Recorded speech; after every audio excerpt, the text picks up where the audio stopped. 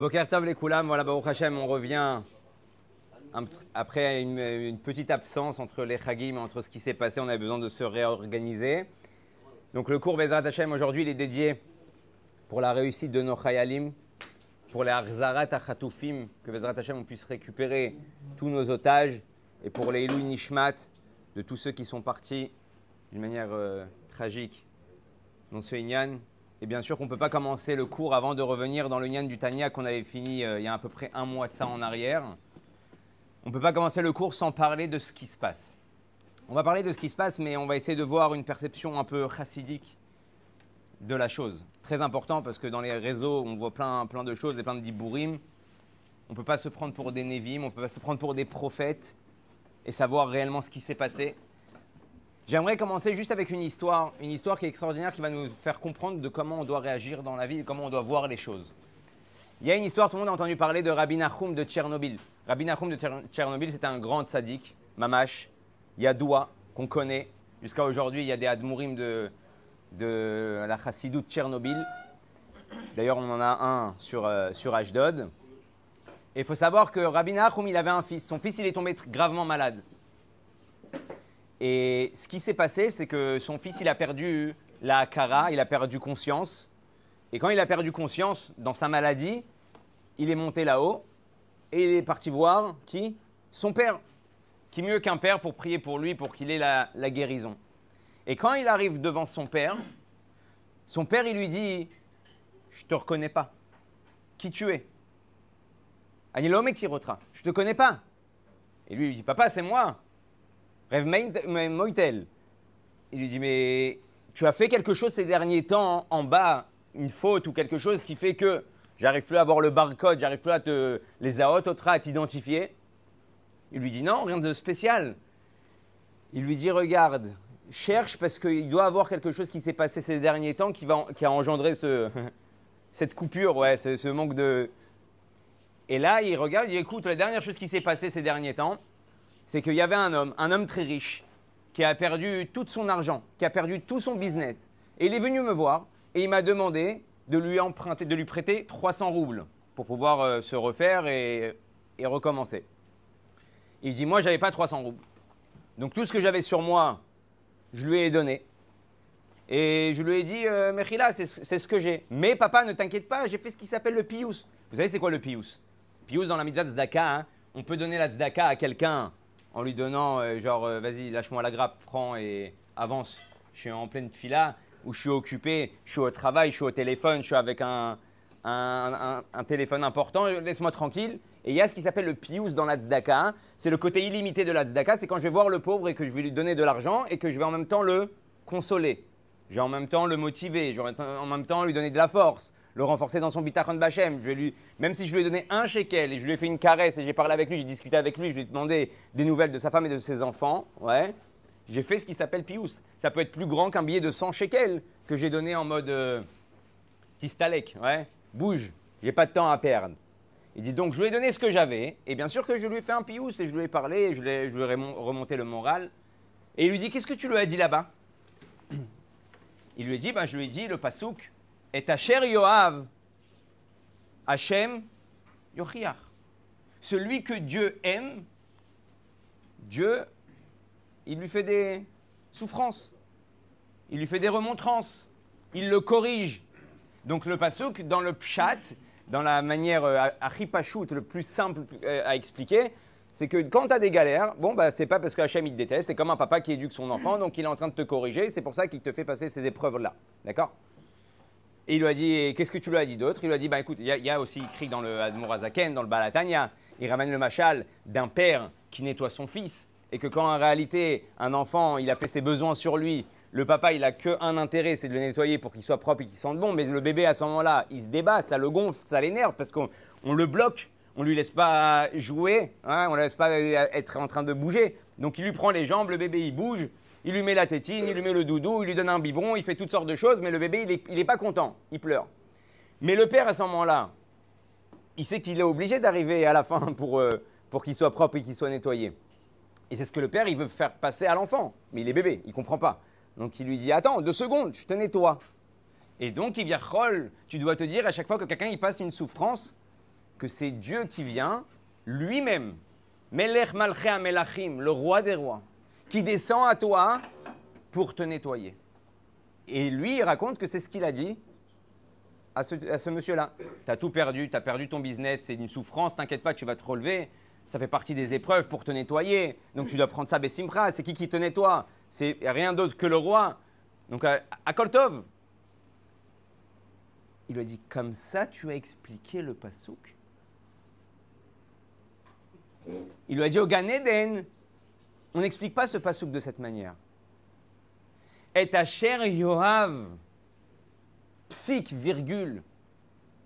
Et ta chère Yoav, celui que tu aimes, psik, une virgule, Hachem Yochiach. Tu vas faire des remontrances, tu vas plaider à Dieu. C'est plus le même verset.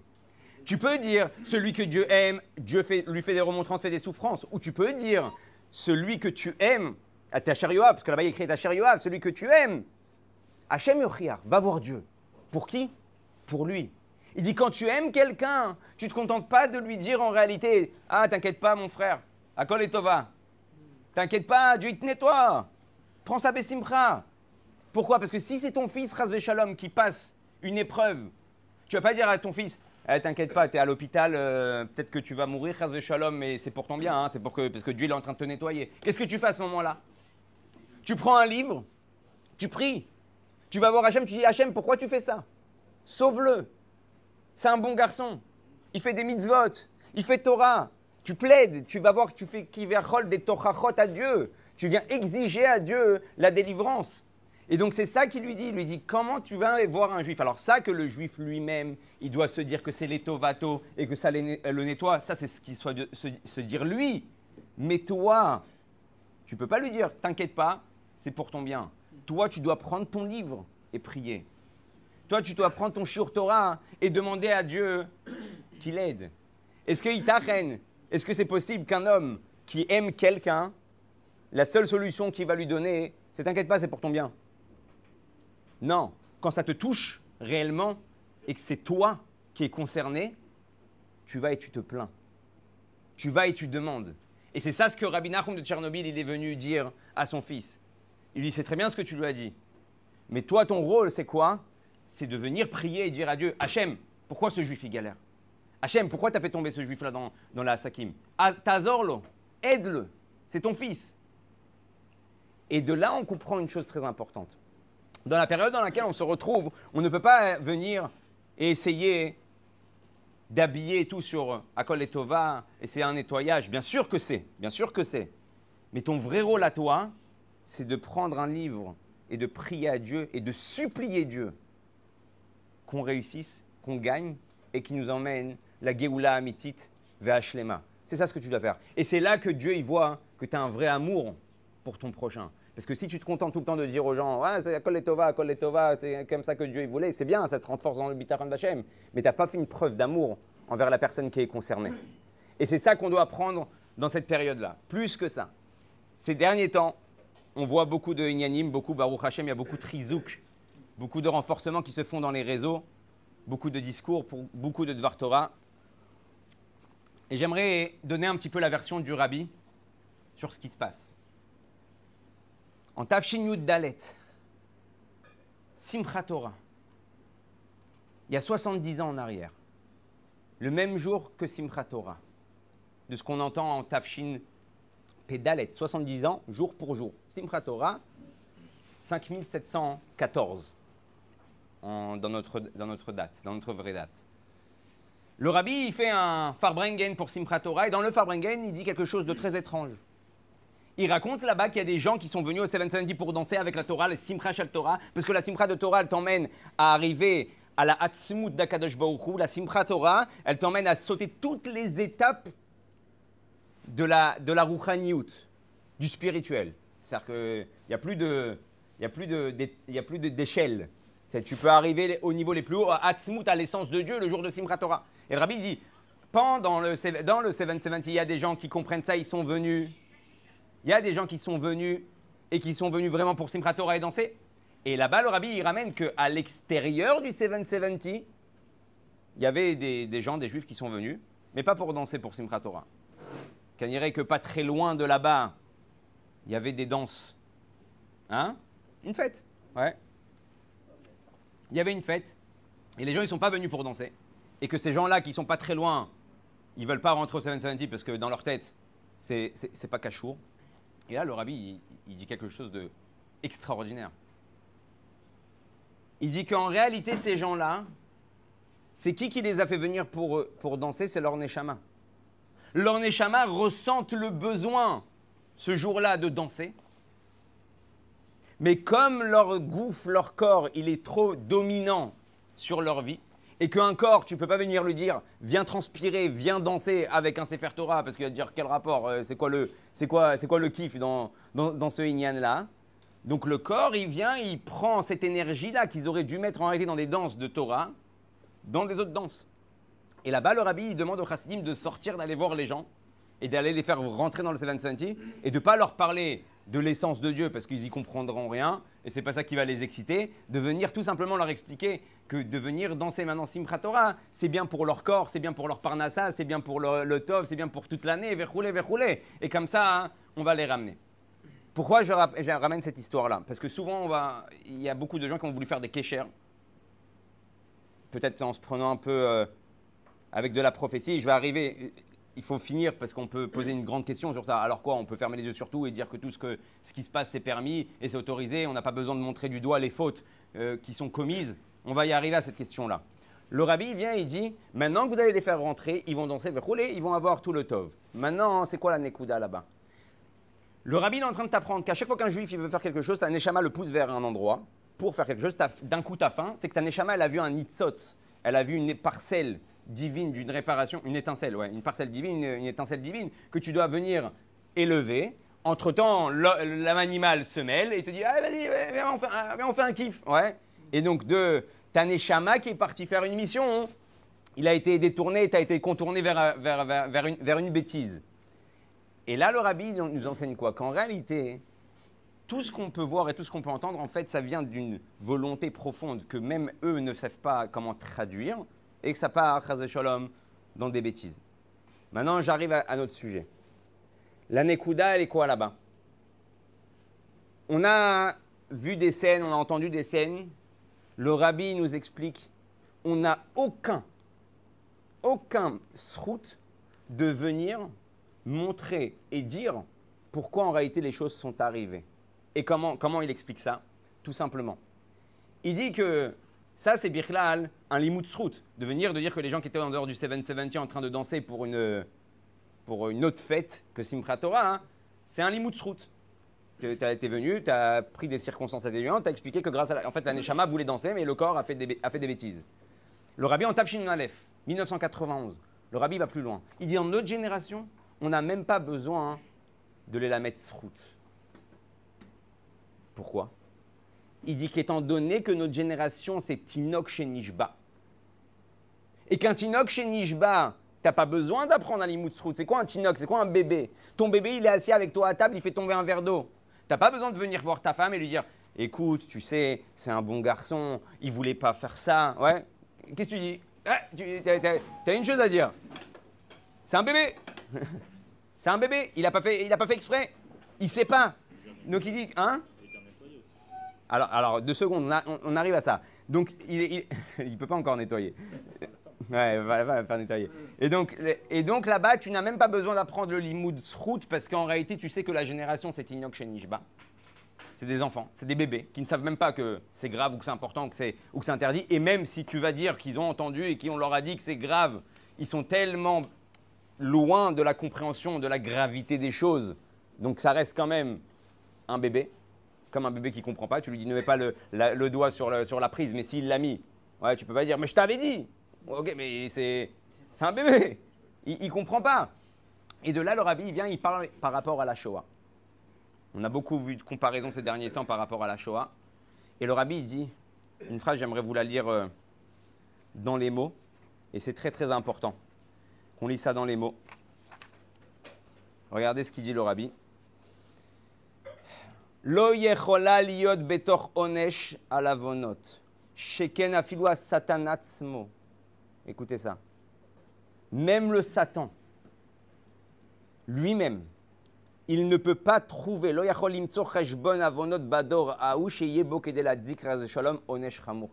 le Satan lui-même n'a pas la capacité de ramasser autant d'avérotes pour donner une raison et une explication à Dieu de pouvoir punir de cette manière. Et pourquoi? Tout simplement.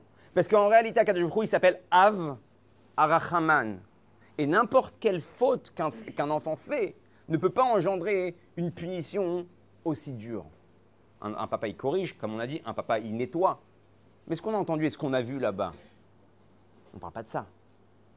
On parle des parents attachés qui voient leurs enfants, qui voient leurs femmes. On ne va pas maintenant détailler ce qui s'est passé là-bas. Des choses, on entend les gens de Zaka, ils prennent un papa, ils rentrent un bébé dans un four devant le papa pendant que le papa, des choses, tu te dis, mais ça, et comment alors tu dis Avarachaman? Et là, c'est la Nekuda. On ne peut pas la tzdik la Shoah. On ne peut pas la tzdik ces catastrophes. Pourquoi? Parce que Dieu, il a dit une chose. Lo marché votai, marché votere.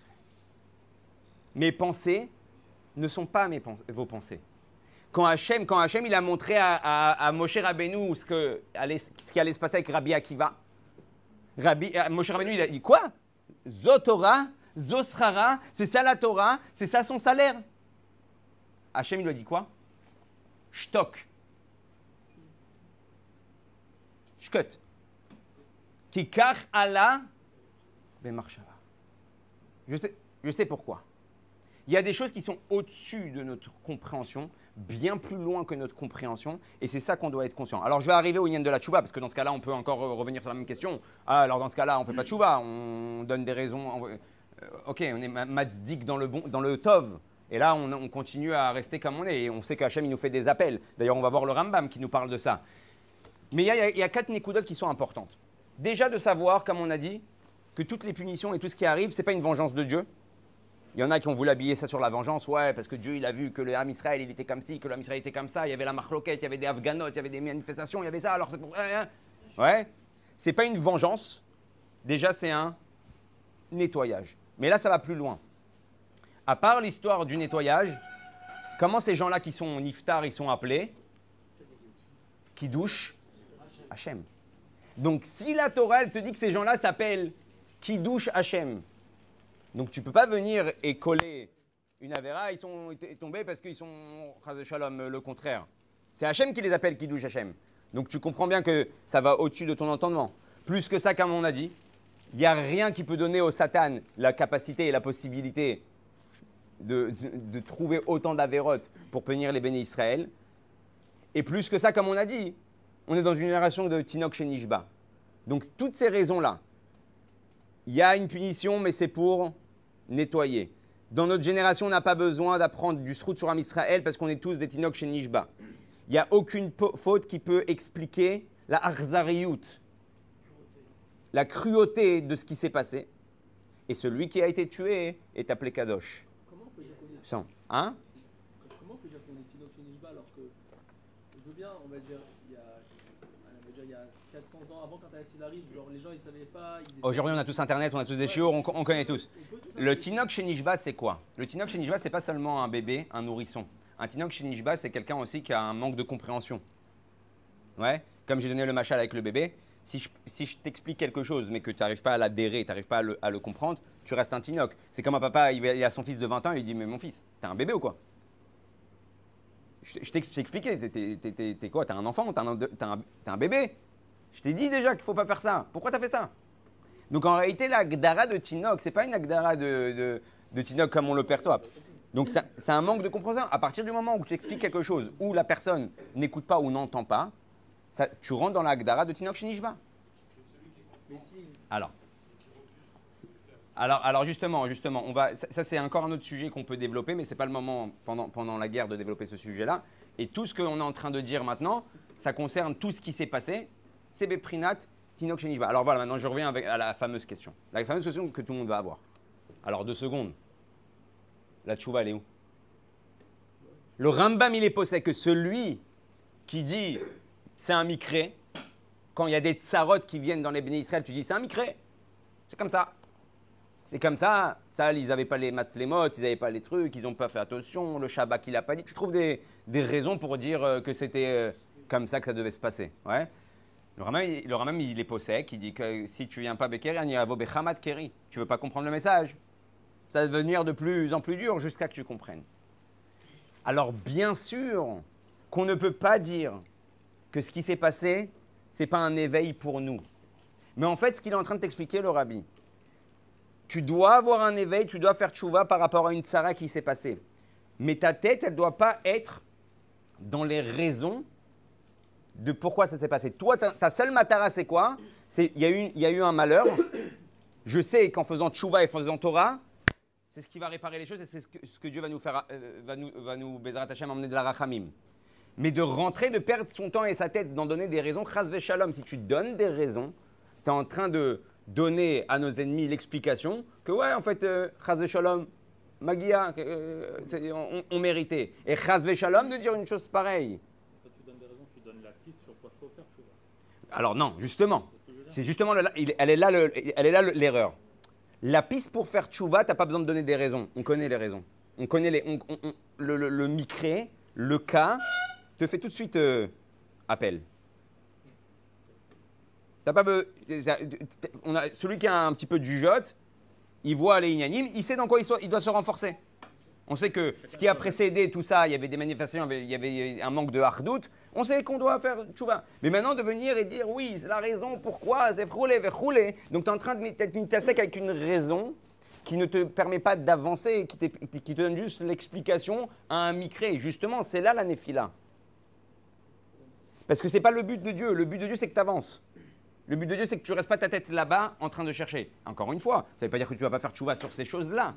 Mais ce n'est pas ton rôle. Pourquoi? Kilo marchez vos tailles, marchez vos techem. Parce que vos pensées ne sont pas les miennes. C'est beaucoup plus loin que ce qu'on peut imaginer. Ça peut être une réparation du Chet HaEgel, ça peut être la réparation de Chet HaDa'at, ça peut être la réparation, ça peut être le processus de la Géoula jusqu'à Mashiach. Bien sûr que le Rambam, comme il est possède que si tu fais tchouva, miyad migalim, tout de suite, on est libéré. Donc quand il y a des tsarot qui viennent, en fait, c'est quoi? Il te dit, le Rambam, il ne rentre pas dans les raisons, des raisons. Quand il parle même de ce qui s'est passé à l'époque de Purim, il ne rentre pas dans les raisons, des raisons. Il vient et te dit que si on avait fait tchouva, ben, automatiquement, tchouva, c'est Géoula. S'il y avait eu la Géoula, bon, ben, on n'aurait pas passé ça. Et donc, c'est dans ça que tu dois mettre ta tête. Maintenant, j'arrive à cette Nekuda-là. Cette Nekuda-là de faire tchouva. On doit faire tchouva, hein, besimcha ou betuv levav. Ouais, c'est quelque chose de très dur, de très compliqué à appliquer. Mais en réalité, si vous regardez bien les choses, on va avoir dans toute cette histoire-là, Bezrat Hashem, l'enfantement, si Dieu veut, de Mashiach. Ce qui s'appelle Chevle Mashiach, tout le monde a entendu parler de Chevle Mashiach, ça s'appelle quoi? Un enfantement. Ouais. Un enfantement, c'est douloureux. Ouais. Le rabbi dit, quand tu vois une femme enceinte qui est en train d'accoucher et que tu la vois en train de souffrir, ouais, tu dis, ah ouais, ça doit être dur, hein. Oula, ça va, t'as pas trop mal?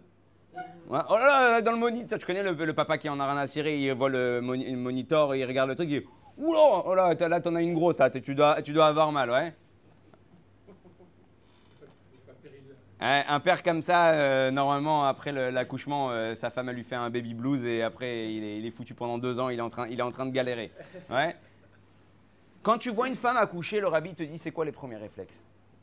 C'est comment alléger son accouchement. Tu lui emmènes un verre d'eau, tu l'allonges, tu appelles l'ambulance, tu lui dis, tu veux que je monte avec toi, on va ensemble, ou je prends la voiture, tu fais tout pour que… Tu arrives là-bas à l'hôpital, tu dis, il y a une péridurale, donnez-lui quelque chose, elle a mal, veut rouler. Tu essayes d'alléger l'enfantement. Étant donné qu'on est dans l'accouchement, on est dans l'enfantement de la venue du Mashiach, notre rôle aujourd'hui, il est de comment alléger cet accouchement-là. Tu vois la génération qui souffre. Tu vois les malheurs qui s'abattent, tu vois les problèmes, et toi tu dis, tu essaies de trouver des raisons. Non, le but là, c'est pas de trouver la raison. Le but, c'est d'aider à la situation. Et comment tu aides? Quand tu fais tchouva, quand tu fais Torah, quand tu fais mitzvot, quand tu améliores un comportement, alors tu engages un processus qui va faire que l'accouchement va se faire avec une péridurale, comme on dit aux femmes qui sont enceintes, qui est arnégolette, ouais, comme une poule, que ça sorte facilement et tranquillement. Et c'est comme ça qu'on agit et qu'on arrive à notre rôle réel. Maintenant, juste pour finir, parce que je vois que, bon, Baruch Hashem, on n'a pas eu le temps encore de parler du Tanya. Juste pour finir avec une Nekuda. Tout ce qui se passe en ce moment, c'est ce qui s'appelle Emouna et Bitachon Bachem. On entend parler dans tous les sens. Ouais. Maintenant, il faut savoir qu'il y a écrit Kitetsela milchama loivecha, quand tu sortiras en guerre contre ton ennemi, sur ton ennemi, parce que sur ton ennemi, c'est sûr que tu vas gagner. Ouais. Sur ton ennemi, altira, n'aie pas peur. Là-bas, on ne parle pas d'Emouna. On parle de Bitachon. On parle de confiance en Dieu. C'est quoi la différence entre Emouna et Bitachon?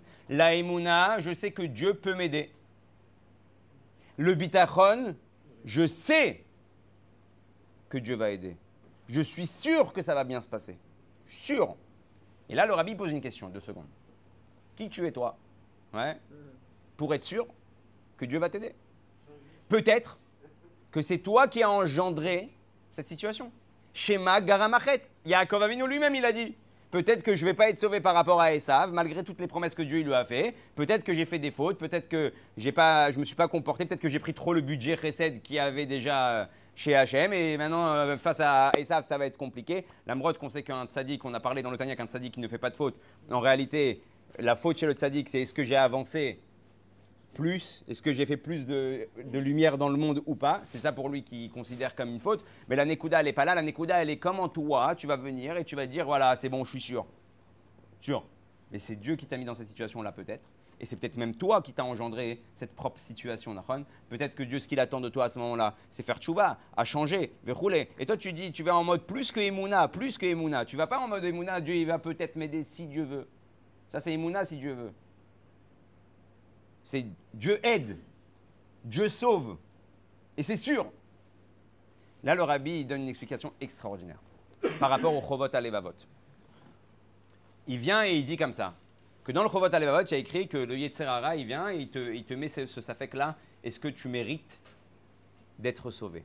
Ok? Et là-bas, il explique le Chovot Alevavot, que tout le but là-bas du Yetzer Hara, c'est justement de t'enlever de ta Emouna, de ton bitachon. Parce qu'à partir du moment où tu dis, peut-être que Dieu ne va pas m'aider parce que je mérite cette chose-là. Donc, tu cherches des autres solutions. Tu dis, bon, avec Dieu, c'est un peu chaud en ce moment. J'ai un pote qui a de l'oseille. J'ai un copain qui peut m'aider. J'ai verroulé. Donc, tu vas chercher à mettre ta confiance dans des solutions qui sont autres que Hachem. Et ça fait partie du but du Yetzer Hara. Parce que quand tu mets ta confiance autre part, Dieu, il t'a dit, ah bah, tu te débrouilles. D'accord. Donc, c'est le chat qui se mord la queue. Le Yetzer Hara, il t'a enlevé ton bitachon. Tu es parti chercher ailleurs. Tu as encore moins aidé. Et en fin de compte, tu t'en sors pas. Ouais. Alors le rabbi il explique comment ça marche. Comment c'est possible qu'un homme qui peut-être mérite la situation dans laquelle il se trouve et peut-être Chaz Shalom ne doit pas être sauvé parce que Tachles, la Torah, la Torah elle t'a dit chaque chose qu'est-ce qu'elle engendre. Ouais. Peut-être que tu as fait les mauvais choix dans ta vie et tout simplement tant pis pour toi, tu t'es retrouvé là, on t'avait prévenu. Ouais. Un homme averti en vaut 2. Le rabbi dit qu'en réalité, on sait très bien dans le Tanya qu'il y a ce qu'il y a dans le monde, dans l'enchaînement des mondes et au-dessus du monde. Dans le système monde, dans le système enchaînement des mondes, il y a des lois. Tac, tac, tac, tac, tac, tac, ouais. Ce que je fais, ça engendre quelque chose. Ouais. Il a ta ilote, Sibat ta sibot. Chaque chose que tu fais en bas, ça engendre un truc là-haut, qui fait engendrer un truc en bas. C'est l'effet papillon, d'accord? Ça, c'est ce qu'on appelle l'enchaînement des mondes. Et effectivement, quand tu es dans l'enchaînement des mondes, alors un comportement emmène un résultat. Il dit, mais le bitachon b'Hashem, c'est quelque chose qui est tellement illogique par rapport au monde. Parce que le bitachon b'Hashem, je me retrouve dans une situation que d'après la logique humaine et d'après ce qui est en train de se passer, je ne suis pas censé m'en sortir, je ne suis pas censé réussir. Si la banque, elle appelle, elle demande 15 000 shekels pour dans 2 heures, à 4 heures, le sniff, il ferme, alors que les 15 000, tu n'as pas réussi à les ramener en un mois, tu n'arriveras pas à les ramener en 2 heures. Ouais. Donc, à ce moment-là, tu rentres en panique. Celui qui habite à Hachem, pas de panique. Pas de panique. Avant l'appel, après l'appel, il ne s'est rien passé.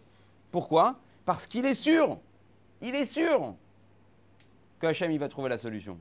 Que Hachem, il va bien se passer. Ça n'enlève pas l'Ishtadlout. Mais j'ai aucune dahaga. J'ai aucune inquiétude. Et là, Hachem, il dit mida keneged mida, mesure pour mesure. D'après le monde, tu es censé être stressé, angoissé, anxieux, ouais, perturbé. Le monde te demande ça. Le monde est ça. Toi, tu arrives dans ce monde-là à être au-dessus de la logique et du système de ce monde-là, mida keneged mida. Dieu il te dit, même si tu ne méritais pas, même si c'est toi qui t'es mis dans cette situation, je me comporte avec toi, mida keneged mida. On n'est plus dans la logique des choses. Tu as touché bitachon, tu mérites pour ça d'être sauvé. Pourquoi? Parce que le bitachon, Bachem, le Rabbi dit, c'est pas quelque chose de simple. La émouna, c'est simple. La émouna, c'est ancré en nous. Anachnu ma'aminim, bnei ma'aminim. C'est à l'intérieur de nous. Tu grattes un peu, tu trouves la émouna. Le bitachon Bachem, c'est une avoda, c'est un travail, c'est un effort sur ton psychique, sur ta conscience, sur ton mental, sur ton cœur, sur tous tes membres. C'est pour ça que ça s'appelle chovot, alevavot. Ouais, les devoirs du cœur. C'est quelque chose que tu n'es pas censé contrôler. C'est quelque chose qui est très dur. Un sentiment, il faut le gérer. Il dit quoi? Tu arrives à faire une avoda telle dans ta émouna et dans ta perception des choses que je vais te sauver? Alors je vais te sauver. Parce qu'on n'est plus dans le calcul 1 plus 1 fait 2. On n'est plus dans le monde de l'enchaînement et de ilata ilot et sibata sibot. On est à ce qui s'appelle Akadosh Baruch Hu lui-même, et chaque Akadosh Baruch Hu lui-même, il n'y a plus de règles, il n'y a plus de loi. Il y a Dieu qui écrit tout, il y a Dieu qui fait tout, il y a Dieu qui peut tout changer. Et c'est ça la nekuda du bitachon b'Hashem qu'on doit avoir dans cette période-là. On peut se poser beaucoup de questions. On s'est mis peut-être dans cette situation. Peut-être on méritait Chas v'Shalom cette situation. Peut-être qu'on n'aurait pas dû faire comme ci. Peut-être qu'on n'aurait pas dû faire comme ça. Et dire, bon, peut-être que Dieu, Bezrat Hashem, avec la Emouna, Dieu, il va nous aider quand même. Ouais. Mais le bitachon b'Hashem, il transcende toute cette ligne-là. Il t'emmène directement à la sûreté, à la confiance que Dieu, oui, va faire en sorte que ça va bien se passer, Bezrat Hashem, et qu'on va gagner Begadol, et qu'on va ramener la Géoula Amitit V'Ashlema. Derech Agav, le Rabbi il dit que pourquoi on est sorti d'Égypte? Parce que les femmes ont eu la confiance qu'on allait sortir d'Égypte. Les hommes, ils étaient brisés, les hommes. Les hommes, ils ont dit, c'est fini, on va rester là. Bon, il y a un petit peu d'allocation familiale, il y a un petit peu de ça. Au moins, on mange, on travaille dur, mais l'honora, ouais. Les femmes, elles ont préparé des tambourins. Comment on sait ça? Que quand ils sont sortis chez Ratayam, elles avaient des tambourins. D'où vous avez les tambourins? Comme elles étaient sûres qu'elles étaient sorties d'Égypte, des années avant, elles ont déjà préparé les violons, elles ont déjà préparé les panénos, elles ont déjà préparé les hommes, ils disaient, vous êtes ma boule ou quoi? Pourquoi vous faites ça? Quand on va sortir, on va chanter. Elles étaient sûres de sortir. Et le Rabbi dit, parce qu'elles étaient sûres qu'elles allaient sortir, ils sont sortis. Et pour la Géoula Mitzvah Shlema, c'est exactement pareil. Tu peux être en Emouna de Mashiach. Mashiach, il viendra. Si Dieu veut. Quand Hachem il va vouloir, Mashiach, il va se dévoiler. Ça, c'est de la Emouna dans Mashiach. Le Rabbi te dit, on ne demande pas la Emouna dans Mashiach. On demande le bitachon dans Mashiach. Être sûr que ça va se passer. Et si tu es sûr que ça va se passer, alors c'est sûr que ça va se passer. C'est sûr que Mashiach, il va arriver. Et donc, cette fois-ci aussi, on ne doit pas louper le coche. Il y a un vrai potentiel Mashiach. Il y a un vrai moment de capacité pour emmener le Mashiach. Et tu ne dois pas te dire, peut-être que Dieu, en mode Emouna, peut-être que Dieu va faire Mashiach juste après ça. Tu dois être dans ton cœur, sûr. Et si on est sûr, Bezrat Hashem, Mashiach Tzidkenu Yavo, Yigal Otanu Bimer Aveamenu, Techef Miyad Mamash. Et j'espère que tout ça se passera comme on nous l'a déjà promis, Berachamim. Nous, notre rôle aujourd'hui, c'est pas d'aller chercher les raisons et des raisons. L'Omar Shevotay, Mar Shevotechem, il y a eu un problème, on sait ce qu'on doit réparer, et sur ça, on doit se focaliser. Ça n'enlève pas la tchouva, on n'appelle pas de fermer un œil. Les gens qui sont partis sont appelés Kedoshim. Nous, notre rôle aujourd'hui, c'est de faire ce que Hachem il attend de nous, et ne pensez pas que Hachem attend des grands changements. Un petit changement réel peut faire balancer la balance. Parce que si tu fais un grand changement, mais que quand la guerre, elle s'estompe et que rouler, c'est trop gadol alecha, ve'ata basof, shocheach maher, t'oublies tout de suite ce que tu avais pris sur toi. Hein. Alors prends quelque chose sur la dureté, quelque chose que tu sais que tu peux prendre sur toi, une halacha par jour en plus, un hidour en plus, une bracha bekavana en plus par jour, quelque chose que tu prends, que tu lâches pas, ça c'est suffisant le Rambam midi pour faire balancer le côté de la balance et nous emmener Bezrat Hashem à Mashiach Tzidkenu. Voilà pour aujourd'hui.